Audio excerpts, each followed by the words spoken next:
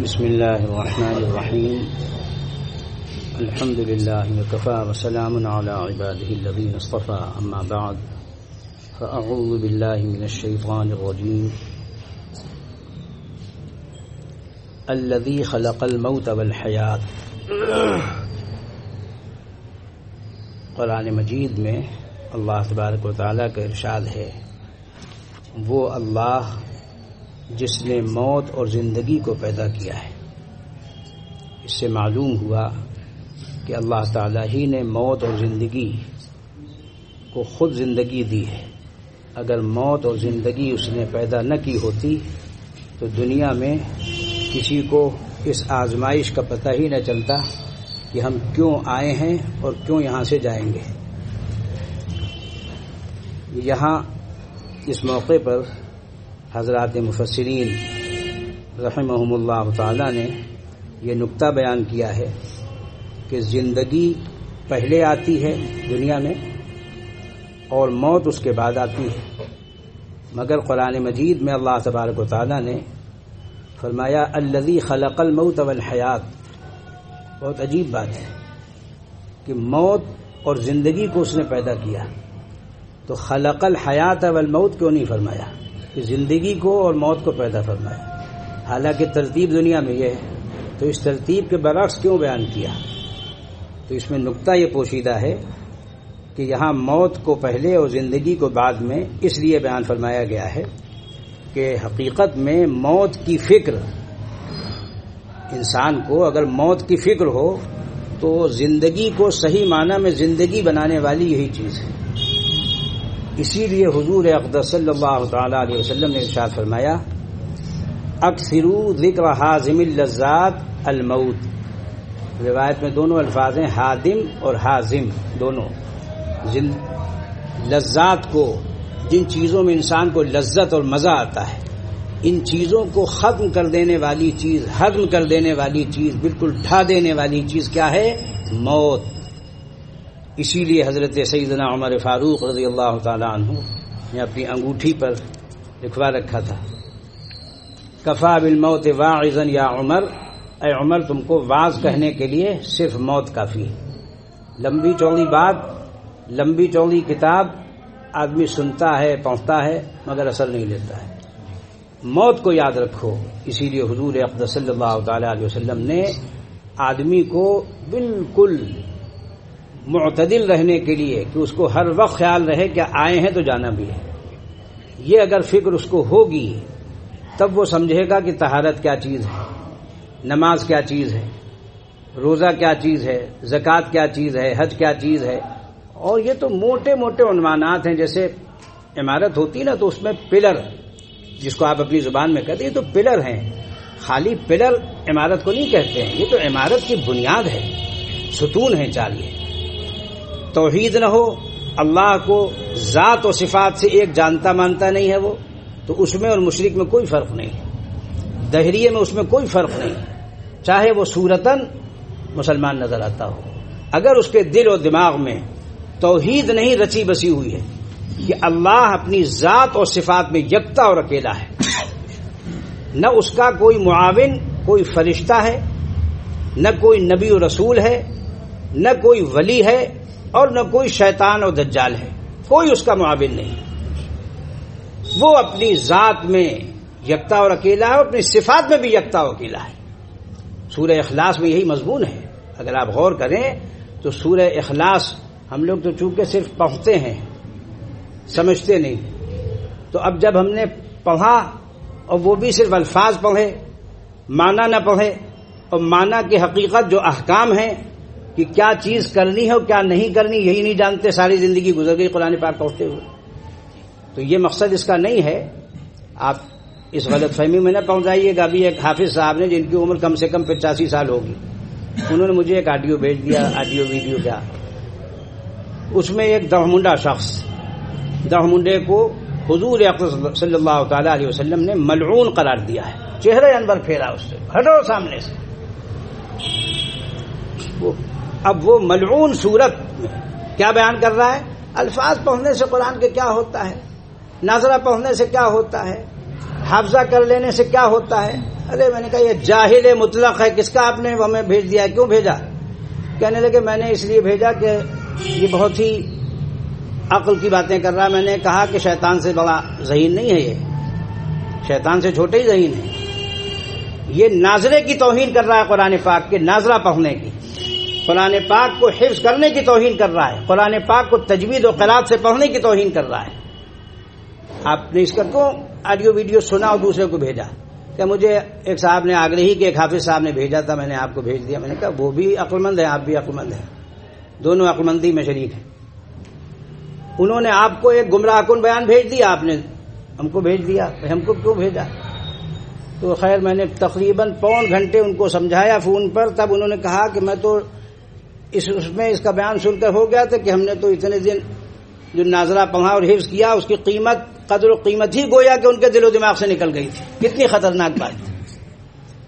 ایک دفعہ انہی صاحب نے، کافی دن کی بات ہے، کہنے لگے میں قرآن پاک روزانہ پڑھ کر ایصال ثواب کیا کرتا تھا، تو مجھ سے ایک صاحب نے کہا یہ تو بیکار چیز ہے، تو میں نے ایصال ثواب کرنا چھوڑ دیا۔ میں نے کہا وہ بتانے والا جاہل بھی ہے، دین سے بالکل ناواقف ہے۔ اہل سنت والجماعت کے نزدیک قرآن پاک پڑھ کر دوسرے کو، اگر وہ مومن ہے، بھیجنے والا بھی اور جس کو بھیجا جا رہا ہے، تو ثواب پہنچتا ہے۔ یہ اہل سنت والجماعت کا عقیدہ ہے۔ اس کے خلاف وہ لوگ ہیں جو 200 سال سے پیدا ہوئے ہیں، 200 سال سے پہلے ان کی تاریخ نہیں ملتی ہندوستان میں۔ وہ لوگ ہیں جو اسے بتاتے پھر رہے ہیں، ایصال ثواب نہ کرو، قرآن پاک پڑھ کے پڑھنے سے کیا ہوتا ہے، درود شریف پڑھنے سے کیا ہوتا ہے، استغفار کرنے سے کیا ہوتا ہے، کلمہ طیبہ پڑھنے سے کیا ہوتا ہے۔ تو یہ لوگ اصل میں بہت خیر خواہ اور دوست بن کر گڑبڑ کر رہے ہیں۔ اس لیے یہ بات میں نے عرض کی، اس وقت بیچ میں یاد آ گئی کہ اس وقت سب سے بڑا معلم، سب سے بڑا مربی، سب سے بڑا مصلح کون بنا ہوا ہے؟ یہ واٹس ایپ بنا ہوا ہے۔ میں مجبوراً اس پر بھیجتا ہوں، ورنہ نہ بھیجتا، کہ بھئی جب اس پر 99 غلط چیزیں آ رہی تو ایک چیز صحیح بھی بھیج دو، تاکہ لوگوں کو معلوم تو ہو کہ بھئی وہ غلط چیزیں ہیں جو ہم کو حق سے ہٹائیں اور باطل پر لے جائیں۔ یاد رکھنا چاہیے، حق سے ہٹے گا آدمی باطل پر جائے گا، سنت سے ہٹے گا بدعت پر جائے گا، شریعت سے ہٹے گا الحاد و زندقے پر جائے گا، علم سے ہٹے گا جہالت پر جائے گا، عقل سے ہٹے گا حماقت پر جائے گا، بیوقوفی پر جائے گا، اور جنت کے راستے سے ہٹے گا تو جہنم کے راستے پر جائے گا۔ انہی کا نام کیا ہے؟ ہدایت اور ضلالت۔ تو ہدایت اللہ کا بھیجا ہوا راستہ ہے، حضرت آدم علیہ الصلوۃ والسلام سے شروع ہوا اور حضور اقدس صلی اللہ تعالی علیہ وسلم پر وہ مکمل ہوا۔ آج کل غیر کیا تعارف کرا رہے ہیں آپ کا؟ اسلام جو ہے وہ 1400 سال سے ہے۔ میں نے کہا غلط، احقر کے والد صاحب رحمۃ اللہ علیہ 40 سال اسی آگنے میں اس بات کی تبلیغ کرتے رہے۔ اسلام اس وقت سے ہے جب سے انسان ہے۔ حضرت آدم علیہ الصلوۃ والسلام سب سے پہلے انسان ہیں، ان کو اسلام دے کر بھیجا گیا۔ حضور پر پھر کیا ہوا؟ حضور پر اس کی تکمیل ہوئی ہے، جو کچھ انبیاء کو دیا گیا تھا سب کا خلاصہ ان کو دے دیا گیا۔ یہ ہے، اب کچھ آگے نہیں آنا۔ اس لیے جیسے اللہ وحدہ لا شریک ہے، اب اس وقت قیامت تک حضور اقدس صلی اللہ تعالی علیہ وسلم کی شریعت، آپ کی سنت کے علاوہ کوئی راستہ مقبول نہیں، مردود ہے۔ خلاف پیمبر کسے رہ گزید کہ ہرگز بمنزل نخواہد رسید۔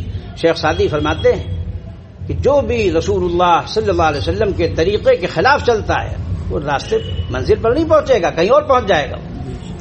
اس لیے میں یہ نہیں کہتا کہ بزرگوں کو برا کہو، ہرگز ہرگز مت کہو، لیکن اگر کسی بزرگ کی بات، کسی بڑے کی بات، خواہ وہ والدین ہوں، خواہ وہ ہمارے اساتذہ ہوں، خواہ وہ دنیا میں بزرگ مشہور ہوں، اگر ان کی بات اللہ کے رسول صلی اللہ علیہ وسلم کے، اہل سنت والجماعت کے اعتقاد اور عمل کے خلاف ہے، 100% مردود ہے، ملعون ہے، اس کا اعتبار نہیں کیا جائے گا۔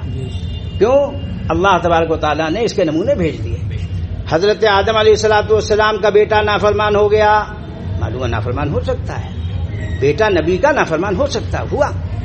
حضرت نوح علیہ الصلوۃ والسلام کا بیٹا نافرمان ہوا، معلوم ہے بیٹا نافرمان ہو سکتا ہے۔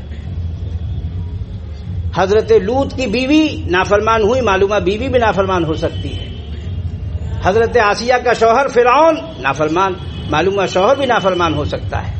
شوہر اور بیوی دونوں کا برعکس اللہ نے نمونہ پیدا کر دیا۔ اور حضرت ابراہیم علیہ الصلوۃ والسلام کو بہت بڑا مجاہدہ دیا گیا، بہت بڑا مجاہدہ دیا گیا، بہت بڑا مجاہدہ۔ ان کا معاملہ باپ سے تھا، باپ بت پرست تھا اور بت گر تھا، بت بناتا تھا، بنواتا تھا، اس کا ٹھیکیدار تھا۔ تو شرک کا ٹھیکیدار ہونے کی وجہ سے اللہ تبارک و تعالیٰ نے باپ کے راستے پر چلنے کی اجازت نہیں دی حضرت ابراہیم علیہ السلام۔ آج ان کو یہودی بھی مانتا ہے، عیسائی بھی مانتا ہے، مسلمان بھی مانتا ہے، مگر ماننے کے طریقے الگ الگ ہیں۔ قرآن پاک کیا کہہ رہا ہے؟ قیامت تک کے لیے اعلان ہے، قرآن پاک میں موجود ہے، ما کان ابراہیم یہودیا ولا نصرانیا ولکن کان حنیفا مسلما وما کان من المشرکین۔ دیکھو ابراہیم نہ تو یہودی تھے، نہ عیسائی تھے، نصرانی، نہ مشرکین میں سے تھے، کیا تھے؟ ولکن کان حنیفا مسلما، ایک اللہ کی طرف یکسو مومن مسلم تھے وہ، اور کچھ نہیں۔ اور انہی نے ہمارا نام مسلمان رکھا قیامت تک کے لیے۔ انگریزوں نے جب یہاں حکومت کی تو ہم کو کیا نام دیا؟ محمدن۔ آج لوگ جو انگریزیدہ ہو جاتے ہیں وہ محمدن کہنے لگتے ہیں، میں فوراً ٹوکتا، نہیں ہم محمدن نہیں، ہم مسلم ہیں۔ اللہ تبارک و تعالیٰ نے تمام انبیاء کو مسلم بنایا، اور حضرت ابراہیم نے یہ لقب رہتی دنیا تک کے لیے دے دیا، اور آپ صلی اللہ علیہ وسلم اس کو قبول فرما کر قیامت تک کے لیے آگے کہہ دیا ہم مسلم ہیں۔ تو ہم مسلم ہیں، امت محمدیہ میں ہیں، کسی اور نبی کی امت میں نہیں ہے۔ ہماری امت محمدیہ ہے، لیکن ہم کیا ہیں؟ مسلم ہیں۔ مسلم وہ ہے جو پورے اسلام کو مانتا ہے، پورے اسلام میں توحید بھی ہے، رسالت بھی ہے، قیامت بھی ہے، آخرت بھی ہے، اللہ تبارک و تعالیٰ کے سارے احکام ہیں، شریعت ہے، سنت ہے، سب اس کے اندر پوشیدہ ہے لفظ اسلام میں۔ ایک بات بیچ میں کہتا چلوں، بھول نہ جاؤں، شیطان کو، دجال کو سب سے زیادہ پریشانی کس چیز سے ہے؟ اللہ کی عبادت سے، شرک سے اس کو محبت ہے اور توحید سے دعوت ہے۔ جو رمضان مبارک قریب آ رہا ہے، شیطانی و دجالی جتنے آنکڑے ہیں سب سیدھے کیے جا رہے ہیں۔ 2 سال آپ کو تجربہ ہو چکا ہے، میں پہلے کہہ چکا ہوں، لا یلدغ المؤمن من جحر واحد مرتين، کہ مومن کو حضرت صلی اللہ علیہ وسلم اس کی علامت بتلا رہے ہیں۔ مومن کی علامت کیا ہے؟ مومن ایک سوراخ سے 2 مرتبہ نہیں ڈسا جاتا۔ ایک دفعہ کھیل ہو گیا، ایک دفعہ ڈرامہ ہو گیا، ایک دفعہ مذاق ہو گیا، اب ہر دفعہ مذاق ہوتا رہے گا۔ اس لیے جب تک کہ ہماری پوری قوم اس میں بیدار نہیں ہوگی اور اتحاد آپس میں نہیں کرے گی، ایمان کی بنیاد پر، اسلام کی بنیاد پر، احسان کی بنیاد پر، شریعت کی بنیاد پر، سنت کی بنیاد پر، طریقت کی بنیاد پر۔ طریقت کیا چیز ہے؟ حضرات انبیاء اعظام علیہم الصلوۃ والسلام، حضرات صدیقین، حضرات شہداء، حضرات صالحین، قیامت تک جو ان کا راستہ ہے، اسی کا نام کیا ہے؟ طریقت ہے، اسی کا نام صراط مستقیم ہے، اسی کا نام ہدایت ہے۔ نام مختلف ہیں، حقیقت اس کی ایک ہے۔ تو اللہ تبارک و تعالی نے موت کی فکر کیوں دی ہے؟ تاکہ زندگی کو صحیح معنی میں زندگی بنایا جا سکے۔ چنانچہ دنیا میں آنے کے لیے بھی ایک ہی ریل ہے اور لے جانے والی بھی ایک ہی ریل ہے۔ اللہ تبارک و تعالیٰ کا حکم ہوتا ہے، روح پھونک دی جاتی ہے، حکم ہوتا ہے واپس آ جاؤ، وہ روح واپس چلی جاتی ہے۔ تو دنیا میں لانے والی ریل اور دنیا سے لے جانے والی ریل، دونوں کے نام الگ الگ ہوتے ہیں۔ جیسے اپ اور ڈاؤن ہوتا ہے نا، ایک ادھر جا رہی ایک ادھر سے آ رہی، تو نمبر بدل جاتا ہے اس کا اور اپ اور ڈاؤن ہو جاتا ہے، لیکن ریل رہتی ہے۔ آنے کی ریل پیدائش ہے اور جانے کی ریل موت ہے، اس کو ذہن میں رکھنا چاہیے۔ اللہ تبارک و تعالی ہم سب کو دنیا میں بھیجے جانے کا مقصد سمجھنے کی توفیق نصیب فرمائے۔ وہ کیا ہے؟ وما خلقت الجن والانس الا لیعبدون۔ اللہ تبارک و تعالیٰ کا ارشاد ہے قرآن پاک میں کہ میں نے، اللہ تبارک و فرما رہے ہیں، میں نے جنات کو اور انسان کو کس لیے پیدا کیا ہے؟ صرف عبادت کے لیے پیدا کیا۔ اپنی عبادت میں اللہ کی اطاعت کو کہتے ہیں۔ آپ کے عقائد صحیح ہیں، آپ کی عبادتیں صحیح ہیں، آپ کا رہن سہن صحیح ہے گھر سے باہر تک، اور معاملات لین دین صحیح ہیں، اور آپ کے اخلاق صحیح ہیں، تو معلوم ہوا کہ آپ اللہ کی عبادت میں ہیں۔ جو گفتگو ہو رہی ہے یہ بھی عبادت ہے، اس کا کہنا بھی عبادت ہے، اس کا سننا بھی عبادت ہے، اور اس کو دوسروں کو پہنچانا بھی عبادت ہے۔ یہ سب عبادت کی مختلف شکلیں ہیں۔ اللہ تبارک و تعالی ہم سب کو علم صحیح نصیب فرمائے اور عمل مقبول نصیب فرمائے۔ دوسری ایک بات، دنیا میں کام کس سے ہوتا ہے؟ حسن تدبیر اور دعا. بیوقوف نہ بنے کہیں، کوئی بیوقوف بنائے تو بیوقوف نہ بنے، اور ان کے ضرر، ان کے نقصان پہنچانے سے بھی بچیں. جو اس کی ترکیبیں وہ کر رہے ہیں اس کو آپ لوگ ہم سے زیادہ جانتے ہیں. اس سے بچنے کے جو طریقے ہیں اس کا نام حسن تدبیر ہے، اور اللہ کے حوالے ہو جانا اور اللہ ہی سے سب کچھ مانگنا. جیسے بچہ ہے، بچے کو ماں چاہے مارے چاہے چمکارے، وہ کس کے پاس جاتا ہے؟ ماں کے پاس. تو بندے کی کیفیت صرف اور صرف یہی ہے، ہر حال میں وہ اللہ ہی کی پناہ میں جاتا ہے. اس کے لیے اللہ تبارک و تعالیٰ کے نیک بندوں نے 10 ذکر بیان کیے ہیں. 10 ذکر. سب سے پہلا ذکر تو نماز ہے.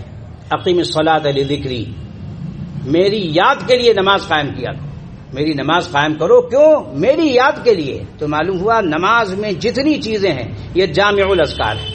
اس میں سر فہرست کیا ہے؟ قرآن مجید. اب قرآن مجید اگر ہم صحیح پڑھتے نہیں ہیں تو سب سے بنیادی گڑبڑ ہے. تو قرآن پاک کو صحیح پڑھنا. پھر اگلا مرحلہ ہے جن کو اللہ توفیق دے وہ اس کو سمجھیں، اور اسی کے ساتھ جڑا ہوا ہے اس کے احکام پر عمل کرنا. یہ سب ذکر میں داخل ہے. تسبیح سبحان اللہ کہنا کم سے کم صبح سے شام تک، شام سے صبح تک. صبح شام 24 گھنٹے ہوتے ہیں. ہمارے بزرگوں نے جو ابھی تک تھے اور ہیں الحمدللہ وہ 1 لاکھ مرتبہ ذکر کرتے ہیں، درود شریف پڑھتے ہیں 1 لاکھ مرتبہ یومیہ، اور تلاوت کرتے ہیں. میرے والد صاحب رحمۃ اللہ علیہ رمضان المبارک میں ایک قرآن پاک یومیہ پڑھا کرتے تھے اپنی نوجوانی میں. ان کے ایک ساتھی تھے حضرت مولانا قاری صدیق احمد صاحب باندوی. انہوں نے فرمایا کہ ہم لوگ 3-4 ساتھی ایک قرآن پاک یومیہ پڑھتے تھے، اور ہمارے ایک ساتھی تھے وہ دن رات میں 3 قرآن پاک یومیہ پڑھتے تھے. ایسا نہیں کہ دنیا میں ختم ہو گئے لوگ، ابھی تک تھے. میں نے ان کی زیارت کی. تو سبحان اللہ کی ایک تسبیح، الحمدللہ کی ایک تسبیح، لا الہ الا اللہ کی ایک تسبیح، اللہ اکبر کی ایک تسبیح، اور لا حول ولا قوت الا باللہ کی ایک تسبیح، استغفر اللہ کی ایک تسبیح، اعوذ باللہ کی ایک تسبیح. اعوذ باللہ کے ساتھ بہت سے صیغے منقول ہیں. اعوذ بکلمات اللہ التامات من شر ما خلق، یہ بہت جامع صیغہ ہے. اور بسم اللہ الرحمن الرحیم خود قرآن پاک میں آیا ہے. اور بسم اللہ الذی لا یضر مع اسمہ شیء فی الارض ولا فی السماء وهو السمیع العلیم، یہ عام دعا ہے. اور یہ بھی روایات میں آتا ہے بسم اللہ الذی لا یضر مع اسمہ داء فی الارض ولا فی السماء، کوئی بیماری جو زمین و آسمان میں ہو اسے اللہ کی حفاظت میں آ جائے گا.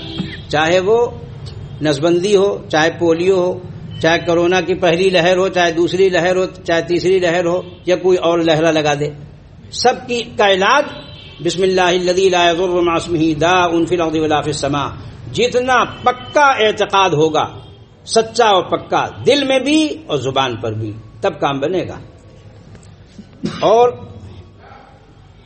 لا حول ولا قوت الا باللہ، اس کی کثرت. اور حسبنا اللہ ونعم الوکیل، اور حسبی اللہ لا الہ الا هو علیہ توکلت وهو رب العرش العظیم. یہ سب سے مختصر ہے. حسبنا اللہ ونعم الوکیل اور حسبی اللہ لا الہ الا هو، یہ پوری آیت صبح و شام 7 مرتبہ اللہ کی حفاظت میں چلا جاتا ہے. لا حول ولا قوت الا باللہ کی تو ایک تسبیح 100 مرتبہ. اس سے مدینہ منورہ کے قاضی صاحب نے فرمایا کہ آپ میری طرف سے پورے مسلمانان ہند سے کہہ دیجئے کہ یہ اللہ کے قلعوں میں سے ایک قلعہ ہے، اس میں آ جائیں، طہارت کا اہتمام کریں، نماز کا اہتمام کریں، دعا کا اہتمام کریں، اور لا حول ولا قوت الا باللہ کی ایک تسبیح روزانہ پڑھیں. اللہ کے قلعے میں محفوظ رہیں گے. اور یہ ابراہیمی دعائیں ہیں. حضرت ابراہیم علیہ الصلوۃ والسلام کے لیے صحیح روایات میں آتا ہے کہ جس وقت نمرود نے فیصلہ کر لیا بس اب پھینکنا ہے آگ میں، آپ سوچئے، اس تصور کو کیجئے اس وقت کیا کیفیت ہو سکتی ہے. انہوں نے اس وقت کیا کہا؟ حسبنا اللہ ونعم الوکیل. جب انہوں نے فیصلہ سنایا پھینکا جاتا ہے کہ حسبنا اللہ ونعم الوکیل ولا حول ولا قوت الا باللہ. حضرت جبریل فوراً کیا حکم ہے؟ فرمایا میں نے اللہ تعالیٰ سے کہہ دیا ہے. جب انہوں نے حضرت جبریل سے نہیں کہا میں نے اللہ تعالیٰ سے کہہ دیا ہے، تو اللہ تبارک و تعالیٰ نے کیا فرمایا قرآن میں؟ قلنا، ہم نے کہا. اب فرشتے کے واسطے سے نہیں کہا اللہ تعالیٰ نے. یا نار کونی بردا وسلاما علی ابراہیم، اے آگ ٹھنڈی ہو جا، تیرا کام گرم ہے، ہم حکم دیتے ہیں کہ تیری تاثیر کو ہم بدلتے ہیں. تو اللہ تبارک و تعالیٰ کے قبضے میں اس کی تاثیر ہے. تو معلوم ہوا یہ حکم الہی اللہ کا براہ راست نازل ہوا ہے آگ پر، یہ وہ اللہ آج بھی ہے جو حضرت ابراہیم کے لیے تھا اور آئندہ بھی رہے گا. اس لیے اس کا اعتقاد، اس کا یقین جتنا ہوگا اور اللہ پر توکل اور اعتماد جتنا ہوگا، شیطان کا داؤں اثر نہیں کرے گا. اور قرآن پاک نے دونوں چیزیں بتلا دی ہیں. انہ لیس لہ سلطان علی الذین آمنوا وعلی ربہم یتوکلون، کہ شیطان کا داؤں کس پر نہیں چلے گا؟ جو ایمان والے ہیں اور اللہ پر توکل کرنے والے ہیں ان پر داؤں نہیں چلے گا. اللہ کا اعلان ہے. پھر کس پر چلے گا؟ انما سلطانہ علی الذین یتولونہ والذین هم بہ مشرکون. شیطان کا داؤں تو ان پر چلے گا جو اس سے دوستی گانٹتے ہیں اور شرک کرتے ہیں. شرک خواہ اللہ کی ذات میں کیا جائے یا اللہ کی صفات میں کیا جائے، کسی کو بھی اللہ کے ساتھ، خواہ فرشتہ ہو، خواہ نبی ہو، خواہ رسول ہو، خواہ کوئی بھی بڑی چھوٹی طاقت ہو، اس کو اللہ کی ذات و صفات میں نہیں شریک کرنا چاہیے، ورنہ شرک کے فوراً دروازے میں چلا جائے گا. اللہ تعالی ہم سب کی شرک سے حفاظت فرمائے اور توحید ذاتی اور صفاتی ہمارے دل و دماغ میں راسخ فرمائے اور ان کلمات کو پڑھنے کی توفیق عطا فرمائے. لیکن یہ مقبول کب ہوگا؟ اس کے لیے ہے مہر آخری، مسک ختام، مشکی مہر. صلی اللہ تعالی علیہ وسلم، حضور اقدس صلی اللہ تعالی علیہ وسلم پر درود و سلام بھیجنا. چونکہ قرآن پاک میں ہے ان اللہ وملائکتہ یصلون علی النبی یا ایھا الذین آمنوا صلوا علیہ وسلموا تسلیما. اس کے لیے ہمارے بزرگوں نے بڑا عجیب صیغہ اختیار کیا. وصلی اللہ تعالی عز وجل وملائکتہ وجمیع المؤمنین علی خیر خلقہ وسلم تسلیما. اللہ تبارک و تعالی ہم سب کو ان 10 کلمات کو دل سے توجہ کے ساتھ پڑھنے کی توفیق اور ہمت، خلوص کے ساتھ، صدق کے ساتھ نصیب فرمائے، اس پر استقامت نصیب فرمائے. وآخر دعوانا الحمد للہ رب العالمین. اللهم إنا نسألك من خير ما سألك منه نبيك محمد صلى الله عليه وسلم ونعوذ بك من شر ما استعاذ منه نبيك محمد صلى الله عليه وسلم وأنت المستعان وعليك البلاغ ولا حول ولا قوة إلا بالله. اللهم إنا نسألك إيمانا لا يرتد ونعيما لا ينفد ومرافقة نبينا محمد صلى الله عليه وسلم في أعلى درجة الجنة، جنة الخلد، مع النبيين والصديقين والشهداء والصالحين وحسن أولئك رفيقا. ربنا تقبل منا إنك أنت السميع العليم وتب علينا إنك أنت التواب الرحيم. سبحان ربك رب العزة عما يصفون وسلام